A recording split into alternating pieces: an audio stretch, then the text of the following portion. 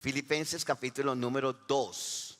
Vamos a leer el verso 12. Dice, por lo tanto, como consecuencia de lo anterior. ¿Qué es lo anterior? Que venía hablando acerca de Cristo.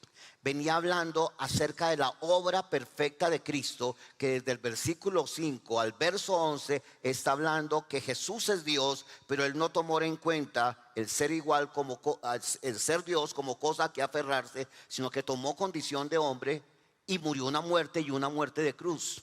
Por lo cual el Padre lo exaltó sobre todas las cosas, sobre todo, y le dio el nombre sobre todo nombre, para que en el nombre de Jesucristo toda rodilla se doble y toda lengua confiese que Jesús es el Señor, para la gloria de Dios Padre.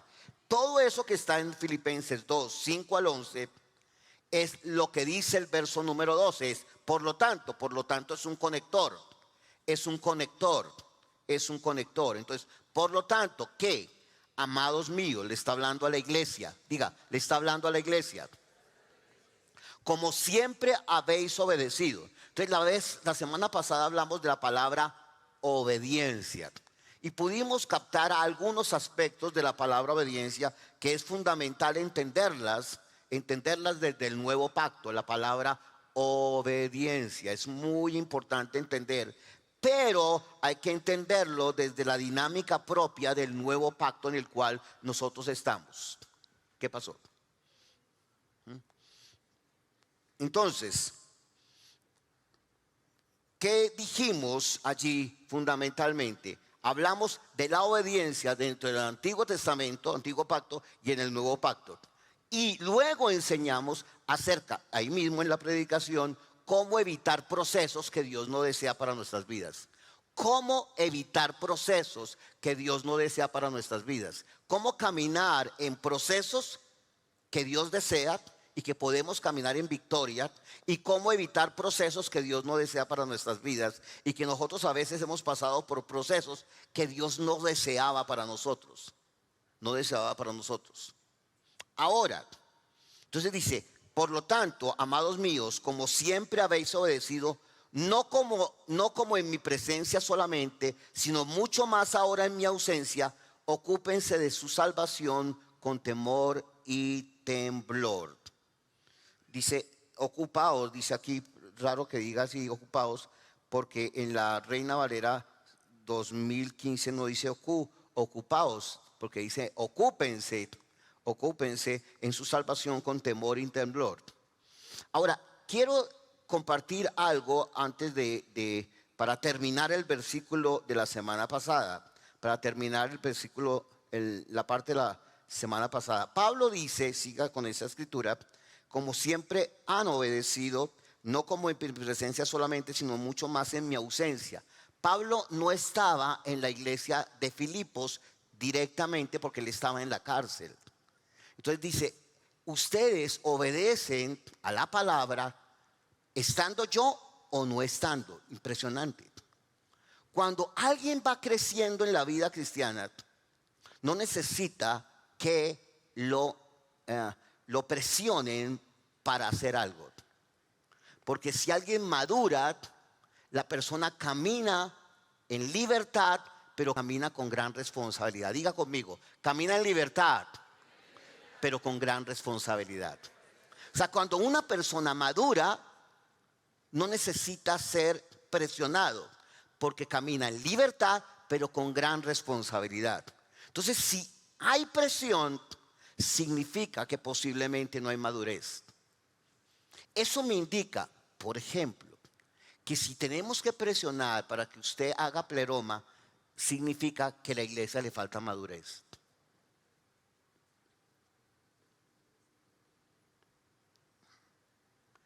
Y todo este año, desde Filipenses capítulo 1, versos 1 al 11, hablamos de los 8 componentes que ayer los recordaba con parejas de la madurez. Entonces necesitamos madurar. Y lo único que nos madura es la palabra de justicia, entendiéndola y que sea revelada la palabra de justicia. Entonces, cuando usted es presionado, posiblemente no es libre, pero tampoco es responsable. Pero una persona que es exhortada dice, yo voy a trabajar, desde la libertad que tengo. Libertad no es hacer lo que yo quiera. Libertad es responder al propósito eterno de Dios en Cristo. Entonces yo no soy libre porque hago lo que quiero. Yo soy libre porque dependo totalmente del Señor. Libertad significa dependencia del Señor. Eso es madurez. Y eso me implica a mí ser una persona responsable. Entonces Pablo está diciendo que en su ausencia, en la ausencia de él con la gente había obedecido. O sea que la gente estaba madurando. Estaba madurando. Y esa madurez era extraordinaria. No hay nada mejor que ver personas maduras que van creciendo. Yo sé que cuando un niño está aprendiendo, usted tiene que recordarle siempre los mismos. Usted hace patrones de haga esto, y está bien, eso es importante, ¿sí? Pero si él no va a aprender, usted tiene que colocar unos patrones. La vez pasada estaba Camila o estaba Lina enseñando unos patrones. Usted tiene que aprender, ¿sí? Porque si usted no aprende allí, usted nunca va a crecer. Por ejemplo, si usted tiene el celular, ¿cuántos tienen el celular allí? Bien. Si usted mentalmente, antes no había celulares, ¿no? Pablo no tenía celulares. Pero cuando alguien tiene un celular, tiene que ser responsable para el manejo del mismo. ¿Sí o no? ¿Sí o no? Entonces, un niño pequeñito no es responsable para el manejo del mismo. Entonces, él está abierto porque estamos en una información abierta. Entonces, el papá no es que le esté incapacitando, sino le está ayudando para que él pueda crecer en ciertos procesos. Porque nosotros todavía nos comunicábamos con nuestros padres sin celular y estamos vivos. Y estamos vivos, ¿cierto? Entonces los niños todavía pueden, ¿sí? Y estamos vivos y no estamos, ¿qué? No estamos frustrados, no estamos deprimidos. No, todavía podemos. Entonces los niños todavía pueden crecer en eso, ¿cierto? Todos necesitan unos patrones de eso. Ahora, la prohibición causa placer para hacerlo.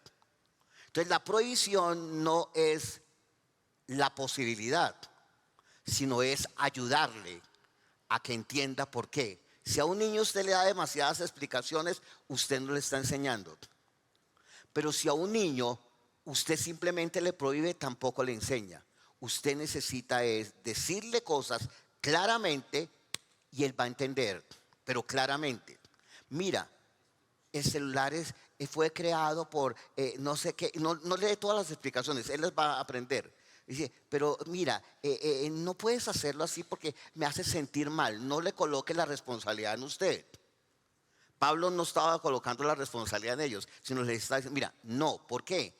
Porque no es el momento de que lo hagas y él va a entender. Y usted le va dando explicaciones después de darle la instrucción, después, y él obedece la instrucción. Por ejemplo, en el momento del servicio no es hora de ver Instagram y hacer juegos.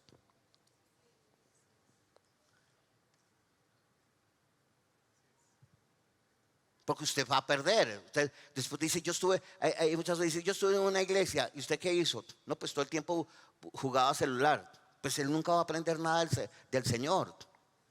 Él estaba en la reunión, pero él nunca aprendió nada. ¿Estamos? Entonces Pablo, hablando aquí, dice, en mi ausencia ustedes obedecen y en mi presencia también. O sea que ustedes son maduros. Al maduro se le puede confiar una nueva palabra, al inmaduro no. Otra vez, al maduro se le puede confiar una nueva palabra, al inmaduro no. Porque el inmaduro no es capaz con la primera palabra y no puede responder a la segunda, ni a la tercera, ni a la cuarta. Un maduro se le puede confiar más cosas.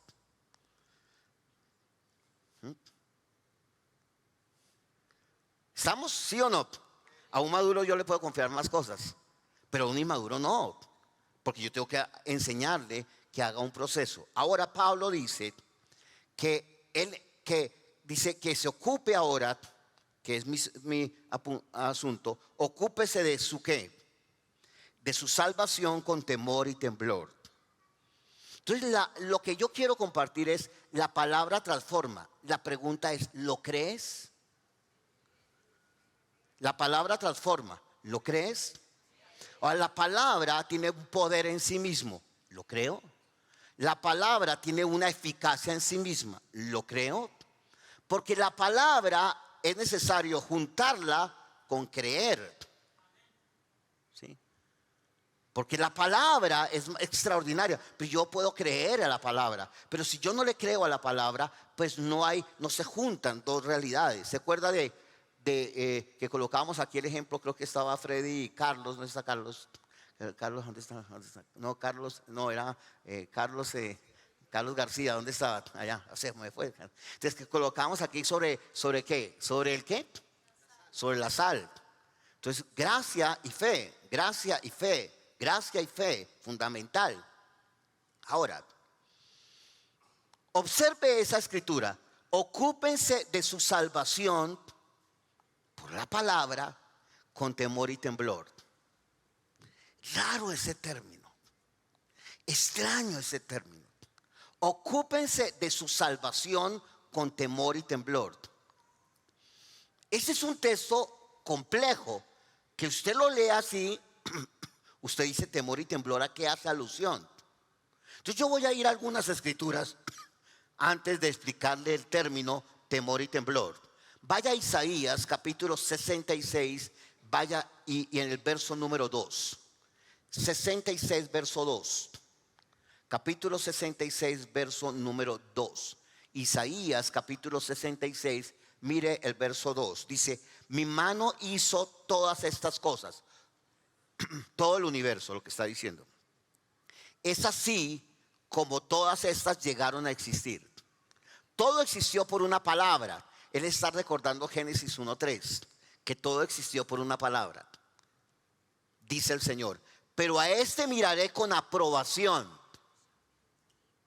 al que es humilde y contrito de espíritu y que tiembla ante mi palabra. Qué texto tan fuerte, tan bello y tan responsable. ¿A quién va a mirar? Dice: al que es humilde y contrito de espíritu y que tiembla ante mi palabra. Sí, pastor, pero eso está en el Antiguo Testamento. Sí, pero se mantiene un fundamento. ¿Cuál? Humildad y aprender a recibir. Que tiembla ante la palabra. Es humilde. Nadie puede entender el evangelio sin la humildad. Y además es contrito de espíritu. Contrito es que recibe la palabra, o sea, tiene un espíritu enseñable. Un espíritu enseñable. Entonces, al que es humilde, uno, y que tiene un espíritu enseñable, dos, que tiembla ante mi palabra. O sea que Dios está hablando. Y si Dios habla, alguien tendría que decir: Dios está hablando. No está hablando cualquier mortal, Dios está hablando. Creo que nosotros en el cuerpo de Cristo pensamos que Dios da conferencias o motivacionales o de marketing o de consejos prácticos o que es un manual de conducta o que Dios hace, es algo bonita la palabra. No, Dios no dice cosas bonitas.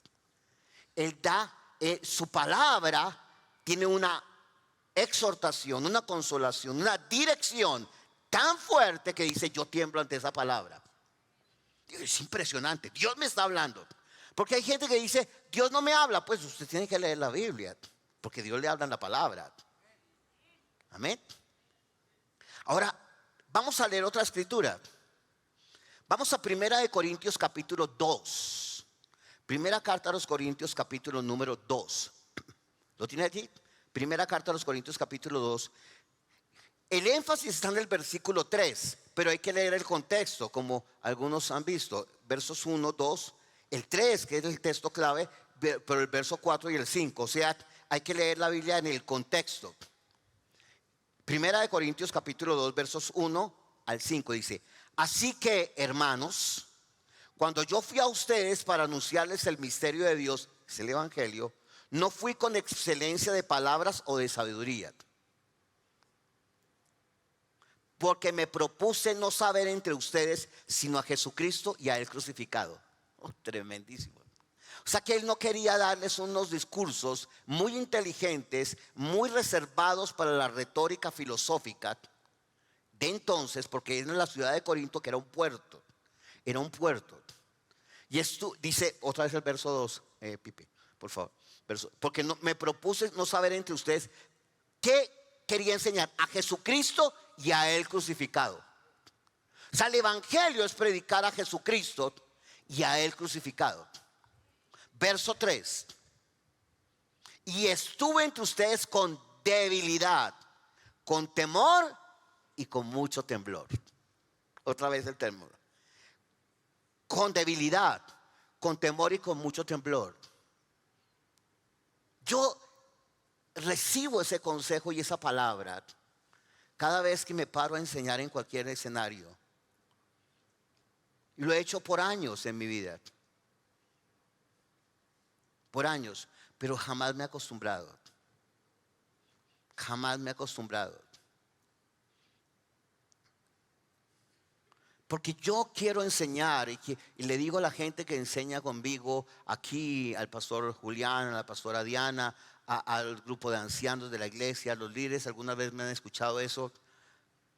El consejo que yo recibí cuando comencé en la vida cristiana y cuando tuve mi primera predicación: predique como si usted se fuera a morir hoy. O sea, como su último consejo. Y predique siempre con temor y temblor, porque no es su palabra, es la palabra mía, dice el Señor. Ese fue un consejo que yo recibí y yo lo mantengo. Y ahora que estaba allí, estábamos en la adoración, yo estaba orando en lenguas y yo me permito decir eso a mi vida. Estuve entre ustedes con debilidad, con temor y con mucho temblor. Porque pararse a anunciar el Señor no es un asunto fácil, es un asunto de gran responsabilidad. Enseñar la palabra, ¿por qué? Porque uno está hablando la palabra de Dios, no está hablando su propio discurso. Y que uno pueda enseñar de tal manera que pueda trazar bien la escritura, sembrar bien la palabra. Y el verso 4 dice: ni mi mensaje ni mi predicación, dijo Pablo, fueron con palabras persuasivas de sabiduría. Él seguía hablando, pensando en cantidad de griegos que hablaban con palabras persuasivas. La palabra persuasión es palabras de fe falsa, de sabiduría contraria, sino con demostración del Espíritu y de poder. Tremendo. La enseñanza de la palabra tiene demostraciones de Espíritu y de poder. Y no tenemos que hacer una campaña para que ocurran sanidades, para que ocurran milagros. Cada vez tendríamos que vivir en una dinámica de pensar que las vivimos. Voy a contar una experiencia.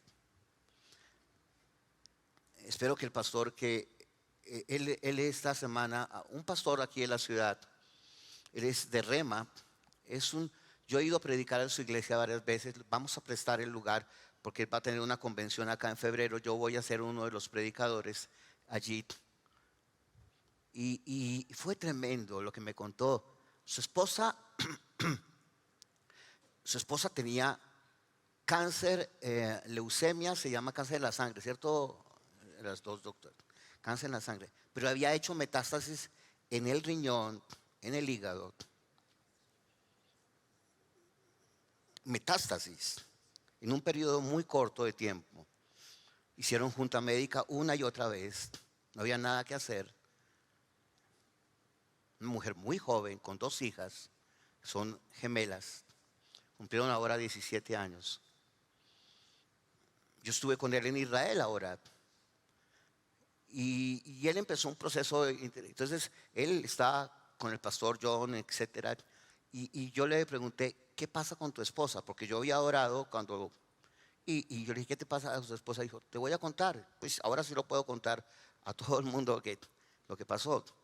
Y la esposa con ese me dijo, mi esposa tiene cáncer de leucemia y ya está invadida en hígado y los riñones.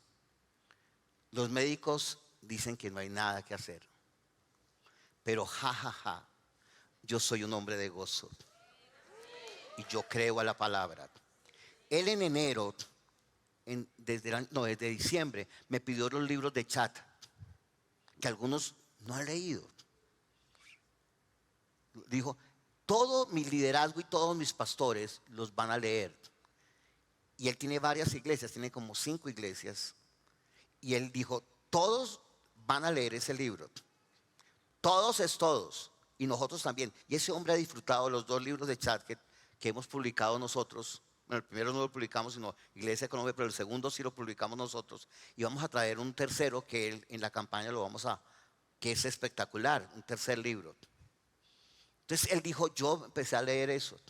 Y en los momentos más difíciles, entonces yo oraba, pues muchos pastores, muchos no sabían, algunos pastores, pero él me contó a mí, yo quiero que tú me ayudes a orar por esto, que tú estés conmigo.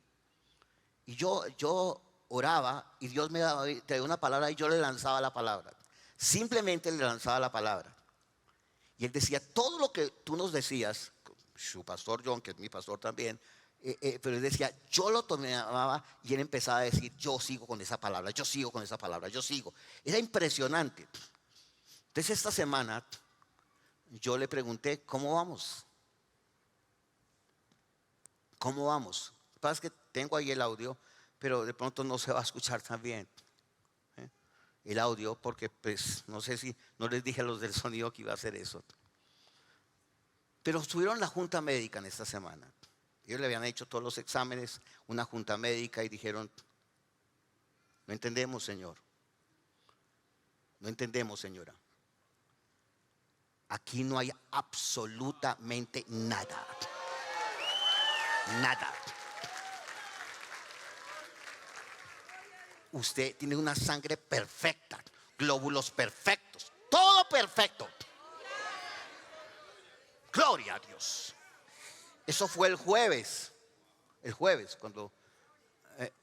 yo llamé, él me mandó el audio, yo lo llamé y yo empecé a llorar. Antes de mi clase que tenía en Rema, yo empecé a llorar, yo le decía, que lo dijo, gracias. Estos son libros de chat, me sirvieron eso. Ella empezaba y decía, yo voy a imaginar lo que va a pasar, yo creo esa palabra, yo soy una con Cristo. Y todo eso se le reveló de una manera tremenda. Dijo, y viene chat, dijo, yo no me pierdo con mi liderazgo eso, yo me escribo, ya se escribió. Las 20 personas que vienen de otros, de Yopal ya se escribieron. Hay mucha gente que se está escribiendo. Por eso la pastora decía, ¿cuántos se han escrito? ¿Y cuántos los otros?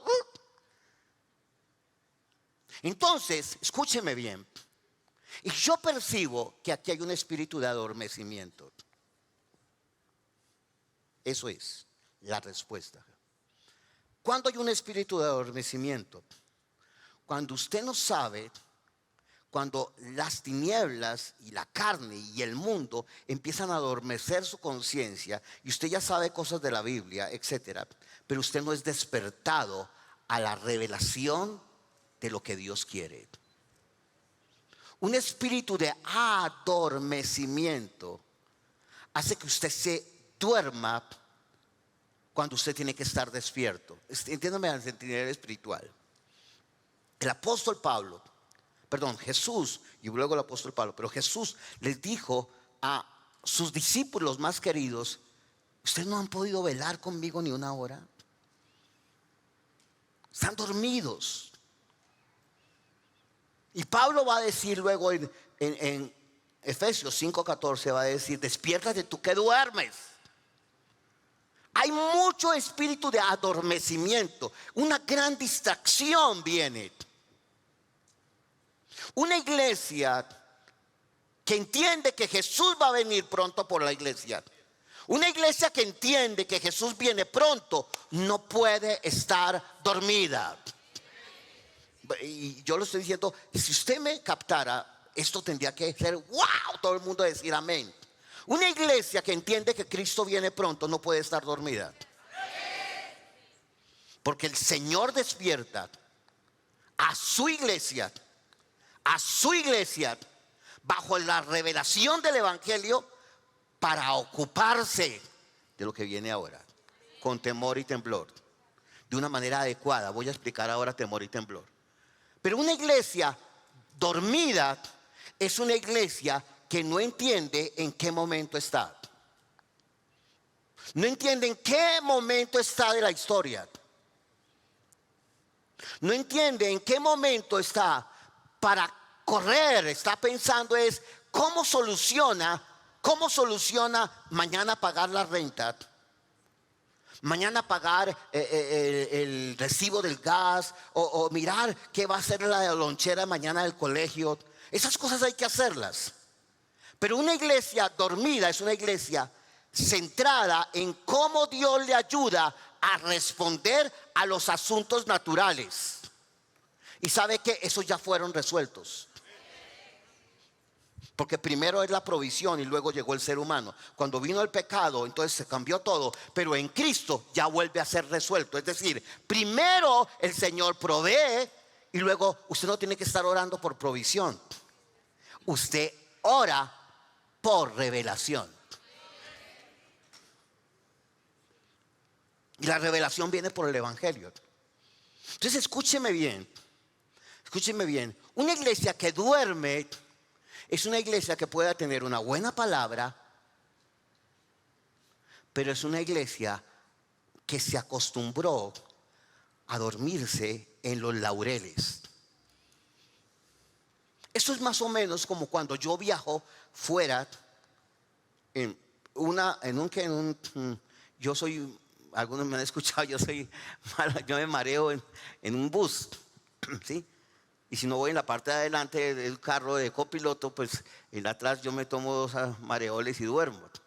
Una iglesia dormida más o menos es con 2 mareoles, se duerme todo el camino. Y después dice, ¿ya llegamos? ¿Cómo estuvo el viaje? Bien. Entonces, que alguien más maneje la vida por usted. Pero una iglesia que no está dormida, nadie maneja la vida por él, sino él es responsable en el Señor de manejar la vida en Cristo, bajo la autoridad que le da Cristo, para ir más allá.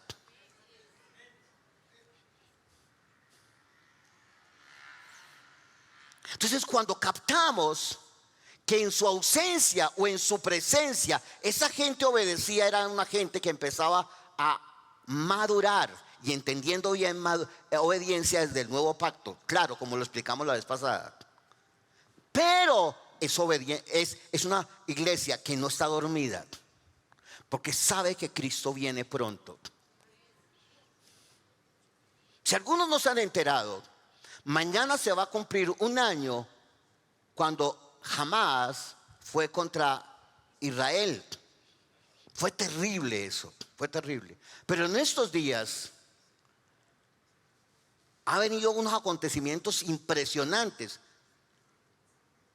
Israel contra Hezbollah, que es un grupo, e Irán que queda lejitos, atacó a Israel y vino. Eso es una situación muy compleja en el mundo, que tiene que ver con todas las realidades que estamos viendo. Es muy complejo el panorama que se está presentando. Pero si usted no sabe, pero tiene que saberlo ahora. Israel es el reloj profético de Dios. Entonces lo que sucede en Israel tiene consecuencias para nosotros y para el mundo entero. Para el mundo entero.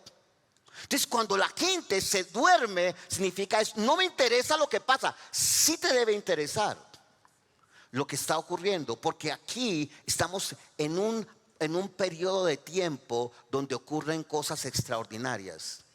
Pero una iglesia dormida es una iglesia que es necesario despertarla. Entonces la gente dice, pero ¿cuántos hemos tenido los hijos pequeños? Carlos Mauricio, María Fernanda, y dice, despiértate, tú estás dormido, ya es necesario ir. Casi que a veces los niños cuando tienen que irse a estudiar, Ricardo, no sé quién más, tienen que ir a estudiar, esos casi que se levantan como zombies, ¿no?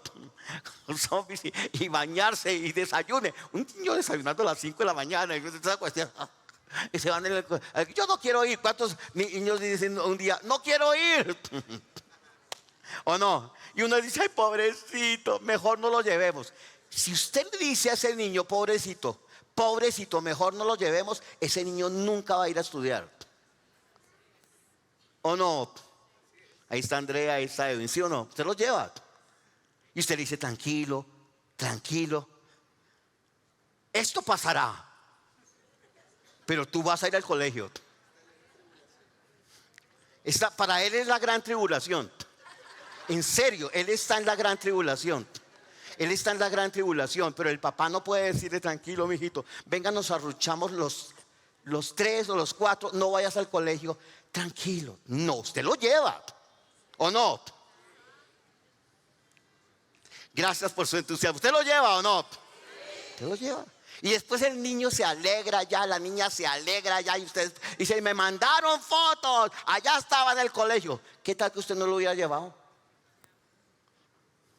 Escúcheme. Entonces, una iglesia que para madurar, en un momento determinado hay que decirle, mire, mire. Y luego usted dirá, ¿pero por qué? Porque usted va a madurar. Pero Dios quiere que usted pase el proceso de la madurez, no desde la ley, sino desde la gracia.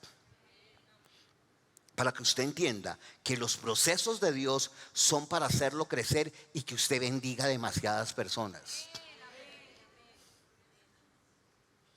No que se quede abajo. Entonces Cristo viene pronto. 4, 3 allá. Cristo viene pronto. Pero usted tiene que saber cuál es su posición personal, familiar y eclesial para que viva esa dinámica. Entonces dice, otra vez el texto, Pipe, por favor. Si usted capta esto, usted va a desarrollar algo que se llama que usted despertó del sueño. Tenemos mucha gente dormida cuando tendría que estar despierta. Dice, pero pastor, es que anoche dormí 7 horas. No estoy hablando de ese sueño. Estoy hablando de estar dormido en aquello que Dios desea para usted. Porque usted está pendiente del recibo de la luz, el recibo del agua, las cosas naturales, que Dios quiere resolverlas. Pero es más, Él ya las resolvió, pero usted necesita despertarse. Entonces Pablo nunca les dijo, voy a orar porque ustedes paguen los servicios. Te dice, pastor, pero no había servicios. Voy a orar para que tengan una buena casita. Nunca pidió eso. Él pidió por espíritu de sabiduría y de revelación en el conocimiento de Él. Él nunca pidió por cosas banales, sino por espíritu de sabiduría, revelación en el conocimiento de Él, que se alumbren los ojos del entendimiento. Cuando eso sucede, esa persona ya sabe que todo lo tiene. Todo lo demás ya lo tiene. Entonces le hemos hecho daño a la iglesia cuando hablamos de prosperidad sin entender que la prosperidad ya fue dada en Cristo. Le hemos hecho daño a la iglesia que hablemos de sanidad cuando la sanidad ya fue dada en Cristo. Y tenemos que orar por cosas cuando el Señor ya las resolvió. Entonces esa pastora decía, yo hablando con ella porque ese día decía, es que el asunto no es la sanidad, el asunto es el propósito, decía ella. Porque ella es una madre que tiene 2 hijas mellizas, unas geniosas chinas de 17 años, pero ya tiene una iglesia y tiene un esposo y una hija, 2 hijas, tiene unas iglesias. Dijo, yo quiero ser el propósito. Y lo que estaba pasando era acabar el propósito para mi vida. Ella estaba entendiendo mucho más allá de eso.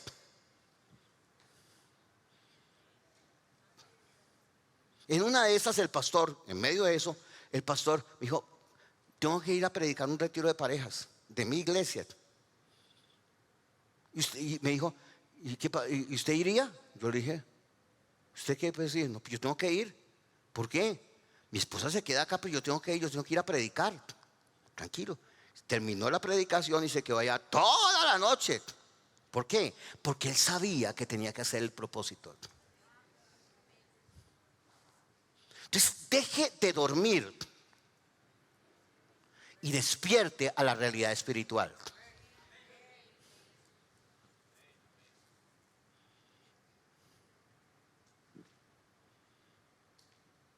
Con temor, temblor. Vamos a explicar ahora. Entonces dice, sino con demostración de espíritu y de poder. Entonces les conté la historia de espíritu, demostración del espíritu y de poder. Lo hemos visto aquí una y otra vez. Alguien me escribió esta semana en la iglesia: tengo una dificultad de salud. Yo dije, ese nombre es muy enano para el nombre que está sobre todo nombre. Ese nombre es demasiado enano para un nombre que está sobre todo nombre. Póngale el nombre a la enfermedad que tiene, pero es demasiado enano para el nombre que está sobre todo nombre. Esa situación es demasiado enana. Entonces, en el nombre de Jesucristo, y se resuelve el asunto, pero usted sigue bajo el propósito. El propósito es que lo antecede a usted. El propósito no es que usted sepa qué va a hacer mañana o sepa qué va a hacer en 5 años. El propósito es que Cristo sea formado por dentro. El propósito de Dios es que Cristo sea el centro. Ese es el propósito. Para que no seamos estorbos a lo que Dios desea, sino que Cristo sea formado y que Él sea el centro de todo, el preeminente, sino con demostración de espíritu y poder, para que su fe, sigue Pepe, el 5, para que su fe no esté fundada en la sabiduría de los hombres, sino en el poder de Dios. Nuestra fe no puede estar, dice que el evangelio es poder de Dios, entonces lo mismo. ¿Y qué se revela en el evangelio? La justicia de Dios. Por eso es que he sido insistente con lo otro, porque eso es Romanos 1, 16, 17, y aquí otra vez, sino en el poder de Dios, que es el evangelio, que es la revelación de la justicia. Es por eso. Y usted dice, bueno, ¿y eso qué tiene que ver con la vida? Todo. Y se lo voy a presentar en otra escritura. Efesios 6, 5 al 8 dice, le está hablando ahora a los que trabajan en la vida. ¿Cuántos de aquí trabajan? ¿Cuántos de aquí trabajan? Levanta la mano a los que trabajan. Levanta la mano a los que no trabajan. Daniel, usted no trabaja, levante la manito, Daniel. Sí, levanta la mano a los que trabajan. Los que trabajamos. ¿Quiénes no trabajan? Vamos a hablar para que trabajen. Sí. Y otros dicen, no sé si quieres trabajar. No sé cómo es la mitad. Entonces, mire, le dice aquí, siervos. O sea, trabajadores, ubíquelo así, siervos, obedezcan a los que son sus amos en la tierra. O sea, a los que son sus jefes. Con temor y temblor. Con sinceridad de corazón como a Cristo. O sea, la clave es, mire a su jefe y diga, yo voy a rendir cuentas al jefe así como lo rindiera a Cristo. Tremendo. Pero como nos quejamos tanto de los jefes, de la gente dice, yo quiero mejorar un trabajo, pero es que ese jefe mío no me lo aguanto. Entonces significa que usted tiene una mala actitud con el jefe que tiene y no va a tener un buen puesto después, porque usted está sembrando mal y va a cosechar mal. Usted quiere caminar con el proceso de la ley y no con el proceso de la gracia, donde Dios le dice, usted sujétese tranquilo, ame, o sea, responda como usted le respondería a Cristo. Pero si mi jefe es un impío, sí, ahí no está diciendo que no. Ahí está, no importa, usted lo que está trabajando es para el Señor, aun cuando esté en esa empresa. No sirviendo solo cuando se les esté mirando, otra vez, en mi ausencia o en mi presencia, como los que quieren quedar bien con los hombres, sino como siervos de Cristo, haciendo la voluntad de Dios. ¿Cómo? Con ánimo. ¡Wow! Sirvan de buena voluntad como al Señor, no como a los hombres. Otra vez, sirvan, ahí en el trabajo. Verso, ¿sí? Ahora sigue el otro. Sabiendo que el bien que haga cada uno recibirá de parte del Señor, sea siervo o sea libre. O sea que está sembrando bien y va a cosechar bien. Nos habla en todas las facetas de la vida. Nos habla que En el ministerio, el primer texto, en el segundo texto, y aquí habla de la vida diaria, como trabajadores. Y la palabra era temor y temblor. Pastor, pero ¿qué es temor y temblor?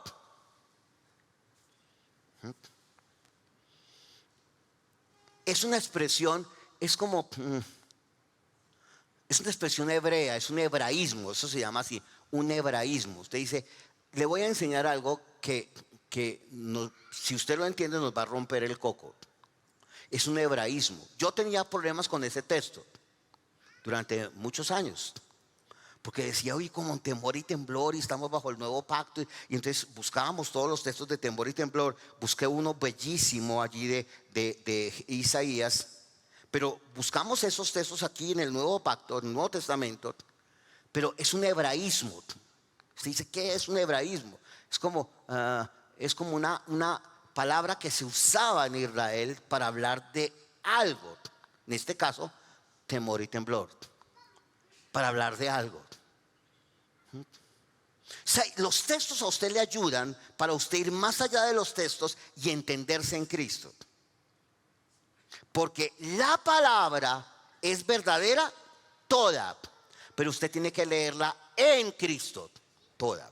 Porque la única manera de leer la palabra es leerla desde Cristo.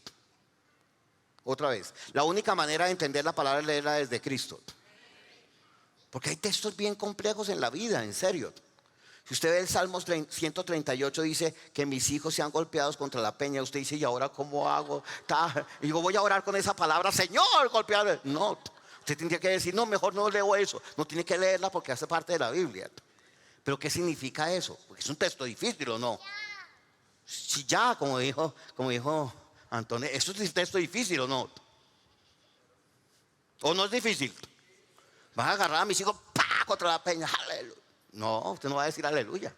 Pues eso tiene, mejor yo sigo adelante. No, usted tiene que estudiarlo. Tiene que enfrentarse a esa palabra para ver qué significa.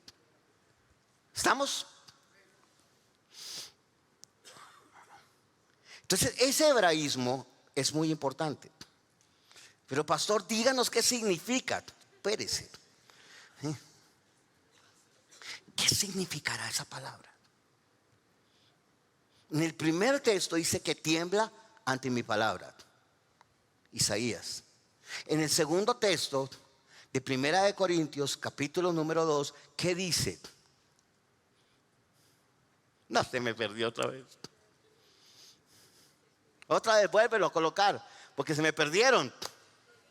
En el primero, tiembla ante la palabra. Entonces, en la segunda, y estuve con ustedes con debilidad, con temor y temblor y con mucho temblor. Significa predica con temor y temblor la palabra, porque no es su palabra, sino es la de Dios. Entonces, tiembla ante la palabra, predica la palabra con temor y temblor, porque no es de él, es del Señor.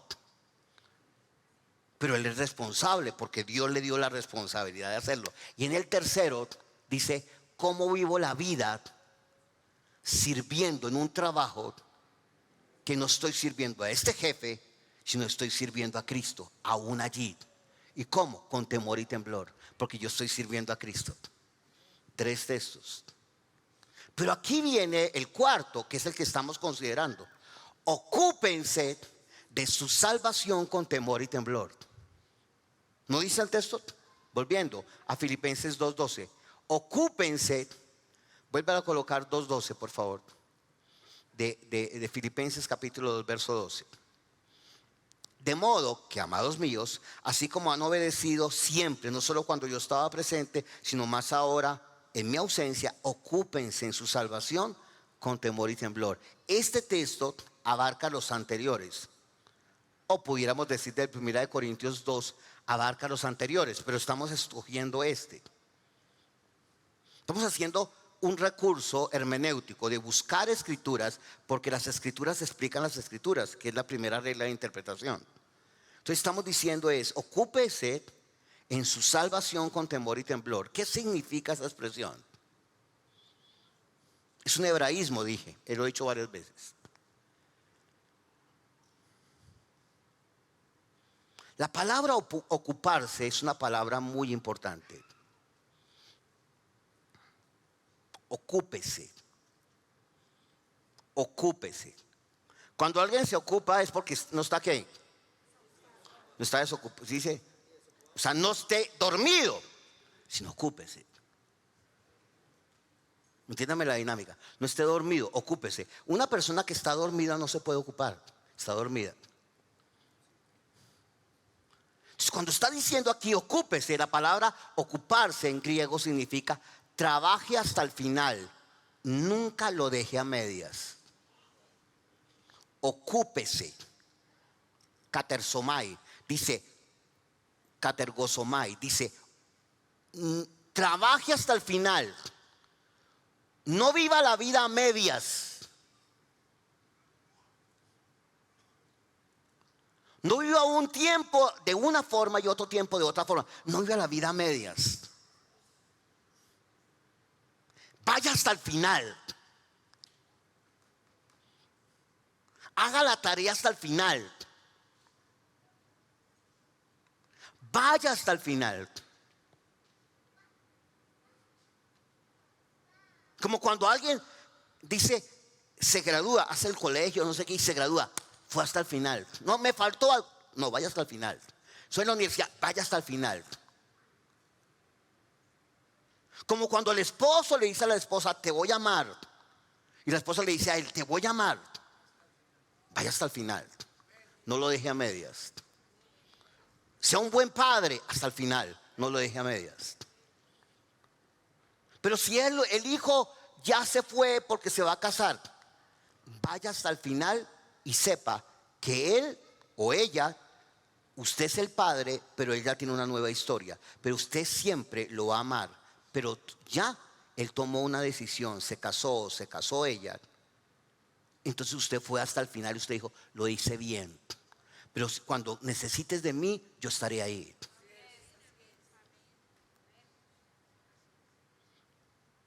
Sea un líder hasta el final. Sea un pastor hasta el final. Esté hasta el final. O sea, no sea un perezoso. No sea uno que se duerme.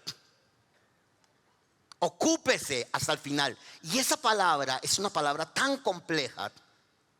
No lo deje a media. Dice, ocúpese. Esa ocupación se junta con lo otro. Ocúpese de qué. ¿Cómo dice otra vez el texto? Pipe, porfis. Ocúpese. Ocúpese. Ya expliqué la palabra ocúpese. No vamos a cantar todavía, ya casi. En su salvación. ¿En qué se va a ocupar? En su salvación. O sea, ocúpese. No dice ocúpese en otra cosa, dice ocúpese en su salvación. En el primero, tiembla ante la palabra. El segundo, ¿qué? Predique y enseñe la palabra. En el tercero, viva en la vida sirviendo donde está trabajando hasta el final. Respete a su profesor. Respete al director del colegio. Respete en la universidad. Respete en su trabajo. Respete hasta el final. Ocúpese. No sirva al ojo, sirva al Señor detrás de esto. Pero aquí le está diciendo, ocúpese en su salvación. Ocúpese en su salvación. Ocúpese. ¿Qué es la salvación allí? Ocúpese en todo el evangelio que le sirve en su vida. Porque el evangelio se mete en cada área de su vida. La palabra es sosot. Ocúpese en el evangelio. Ocúpese en el evangelio, en su salvación, que le llegó en Cristo en todas las áreas de la vida hasta el final. Pero todavía no nos ha dicho qué significa el hebraísmo. ¿Cómo? En su salvación. O sea, ¿qué es el evangelio? Es poder de Dios. ¿Para qué? ¿Para qué? A todo aquel que ¿qué? Al judío primeramente y también al griego. Porque en el evangelio, ¿qué se revela? Por fe y para fe. Como está escrito, el justo por la fe vivirá. O sea que la única manera de ocuparse y madurar en la vida es entender el evangelio para caminar en la victoria de Cristo todos los días hasta el final. Hasta el final. No deje a media su trabajo. Imagínese un médico. Aquí tenemos, no sé si vino la doctora no sé si vino Aleja. Sí, vino Aleja, hasta Aleja. Ahí está Pilar, ahí está Jaime. Están todos los 3 médicos de la iglesia. Imagínense que ellos estén haciendo una cirugía. Yo sé que ahora ya no trabajan específicamente en el caso de ellos. Están haciendo una cirugía. Y dije, no, yo llego hasta acá. Yo abrí, empecé, no, está como muy difícil. Pero yo voy a pedirle al Señor que Él mismo haga la cirugía. Me voy. ¡No! Le dice, vaya hasta el final, porque yo le estoy dando una capacidad para ejecutarlo hasta el final. ¿O no? Vaya hasta el final. Vaya hasta el final. Ocúpese del poder del evangelio hasta el final. ¿Hay alguien más que necesita que usted ore por él? ¿Hay alguna otra persona que necesita que usted ore para que esa persona sea libre? ¿Hay alguna otra persona que necesita que usted le hable para que sea salva? ¿Hay alguna otra persona que está en una dificultad y que necesita una palabra suya? ¿Hay alguna persona que está requiriendo de su servicio hasta el final? ¿Hay alguna otra persona que le dice, usted es un cristiano, ayúdeme? Ayúdeme hasta el final. Ayúdeme hasta el final. Vaya conmigo hasta el final.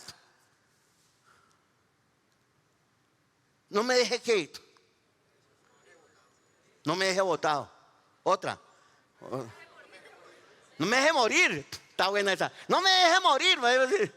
Como una persona le dijo a una persona en la iglesia que me contaban esta semana, yo no lo voy a dejar morir. ¿Se acuerdan? Yo le voy a decir que yo no lo voy a, usted tiene trabajo, yo no lo voy a dejar morir. Es una expresión, no es que no, si no trabaja pues él se va a morir. No, es una expresión, yo voy a estar con usted, hermano. Esto va a ser duro, pero tranquilo. Aquí vamos con toda. Yo no lo voy a dejar. No lo voy a dejar. No lo voy a soltar. Si él no me suelta, yo tampoco voy a soltar lo que él me ha dado. Porque yo estoy agarrado a él y él está agarrado a mí. Somos uno. Y él no suelta a sus hijos. El padre no suelta a sus hijos. Yo no suelto a mi padre porque estoy unido a él en el espíritu. Y yo no suelto las responsabilidades que él me ha dado. Porque la gracia que me salvó es la gracia que me habilita para ir hasta el final. Yo no lo suelto. Yo no lo suelto. Ocúpese de ¿qué? Su salvación. ¿Cómo? Con temor y temblor. Pero pastor, díganos qué es temor y temblor. ¿Alguien quiere saber qué es temor y temblor? ¿Alguien quiere saber qué es temor y temblor? Nos vamos ya. Bueno, venga el equipo de alabanza que nos vamos. Nos vamos, con temor y temblor vamos a irnos, cantamos una canción y nos vamos. Carlos dijo a mí, yo obedezco, no es mi presencia y mi ausencia. ¿Hasta el final qué? Hasta el final. Bueno, pero suba el equipo de alabanza, tranquilo, suba, pero copie usted lo que, suba, tranquilo, Sergio, hágale, sí, con temor y temblor. Somos demasiado fáciles en la vida para no ir hasta el final. Hemos tomado decisiones sin contar con Él, sin temor y temblor. Total, el Señor es el sí, pero usted lo recibió como Señor. Usted no lo recibió como su parce. Él es su Señor y Él es mi Señor. Si Él dice vaya, voy. Si Él dice quédese, quédese. Si Él dice espera, espero. Porque eso es escuchar al Señor.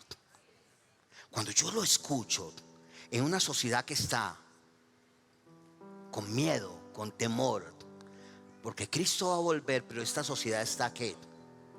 Dormida. Dormida. Hay mucho sueño.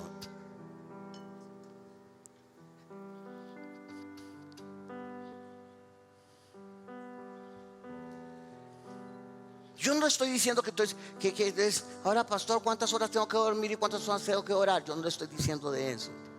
Pero hay demasiado sueño para despertar. Hay que despertarse del sueño. Hay muchas distracciones. Hay cosas válidas que hacemos, pero que a veces se atraviesan y se vuelven sueños que nos adormecen la conciencia de entender quiénes somos. Hay gente que está esperando un trabajo porque está desesperado. Eso pasa. Pero cuando consiguen el trabajo, su desesperación se acabó, pero también se acabó su visión de la vida. Porque él estaba enfocado en conseguir un trabajo para resolver el día a día. Pero Dios no quiere simplemente resolver el día a día. Él quiere resolver la razón de ser de su vida. Usted no vive para usted, sino para Él, para un propósito eterno en Cristo. Y que eso pasa ¿por qué? Por tener una casa, un arriendo, pagar todo eso, ir unas vacaciones, todo eso está bien. Pero no se enfoque en eso, porque Él le da todas las cosas para que las disfrutemos, dice la Biblia, todas. Pero no se quede en lo que va a disfrutar. Quédese en aquel que las produce, en el que las produce.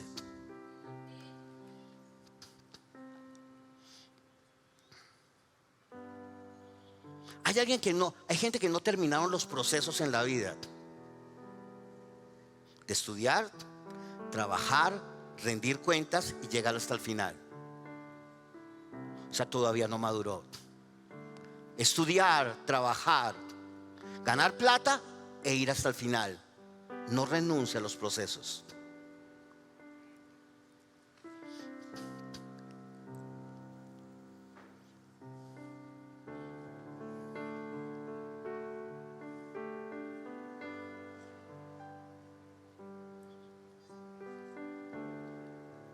Temor y temblor. Pero pastor, no nos ha dicho todavía que es temor y temblor.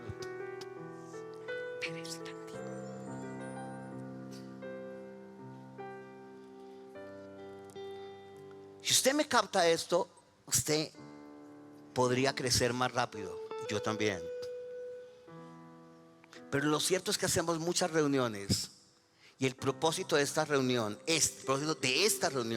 es que usted vaya hasta el final ocupándose. Ya hablamos de ocuparse, su salvación, lo que Dios ha producido, ahora con temor y temblor. Pero pastor, dígame, ya se lo voy a decir. Ese hebraísmo significa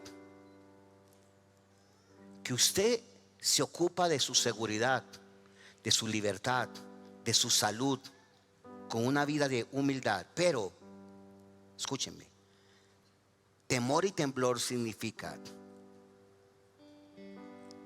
un acto de rendición ante su presencia. Un acto de rendición ante su presencia. No es miedo, no, es un acto de rendición. Es un acto de adoración. Yo me ocupo con temor y temblor, yo me ocupo. Yo adoro porque yo tengo un gozo. El que lo dijo en Filipos, en la iglesia del gozo, en medio del sufrimiento. Dijo, es una expresión que habla de gozo excedente y demasiado ante su presencia repleta de gracia. Otra vez, Es un gozo desmedido ante su presencia repleta de gracia. De tal manera que no me cabe nada más sino rendirme. De rendirme. Porque yo no voy a vivir dormido. Yo voy a vivir enfocado. Yo lo voy a adorar con una expresión sublime. De tal manera que en el trabajo, en el ministerio, en la enseñanza, cuando canto, cuando toco, cuando ensayo, cuando estoy en cámaras, cualquier cosa, pero cuando trabajo, cuando estudio, cuando hago todo lo que hago en la vida, cuando estoy con el esposo, con la esposa, o con los hijos, o con los padres, yo digo, yo honro al Señor. Yo no voy a tratar mal a mi mamá, yo no voy a tratar mal a mi papá, yo voy a honrar a mis padres, yo voy a amar a los hijos. Yo voy a ir hasta el final. Porque yo no miro al ojo, miro al Señor. Yo tengo un gozo extraordinario de adoración. Temor y temblor es que yo tiemblo ante su palabra porque lo adoro. Yo predico su palabra porque lo adoro. Yo sirvo porque lo adoro. Yo vivo una vida de gozo extremo.